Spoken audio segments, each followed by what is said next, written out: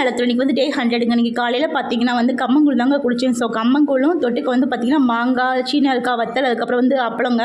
But எனக்கு வந்து கம்மங்கூழுக்கு வந்து சீனி அல்கா வத்தல் சாப்பிட்றதாங்க ரொம்ப பிடிக்கும்.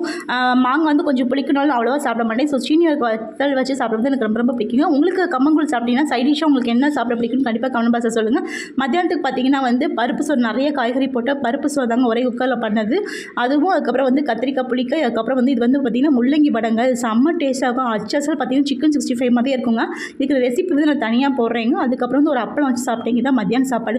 இது சாப்பிட்டே வந்து நல்ல வயிறு ஃபில்லிங்காக இருந்துச்சுங்க. அதுக்கப்புறம் சாயந்தரம் போல் வந்து ஒரே ஒரு காஃபி குடிச்சிட்டு சரி இன்றைக்கி எதுவுமே அதுக்கப்புறம் நைட் சாப்பிட வேணாம்னு நினச்சிங்க. ஆனால் கோயிலுக்கு போனப்போ வந்து பிரசாதம் கொடுத்தாங்க. பிரசாதம் கொடுத்தோன்னே வந்து ஆட்டோமேட்டிக்காக வந்து எனக்கு சாப்பிடும் போல் தோணுச்சுங்க. அது என்னால் வீடியோ எடுக்கவே முடியல. பிரசாதத்தை பார்த்தோன்னே வந்து எல்லாமே மறந்து போச்சுங்க. நல்லா சாப்பிட்டுட்டோங்க. இதுதான் நாங்கள் இன்றைக்கி சாப்பிட்டது. ஸோ நீங்கள் என்னென்ன சாப்பிட்டீங்க கண்டிப்பாக கமெண்ட் பாக்ஸில் சொல்லுங்கள். உங்களுக்கு வீடியோ பிடிச்சி சின்ன லைக்கும் ஷேரும் சப்ஸ்கிரைபும் மறக்காமல் பண்ணுங்க. வாழ்க வளத்துடன்.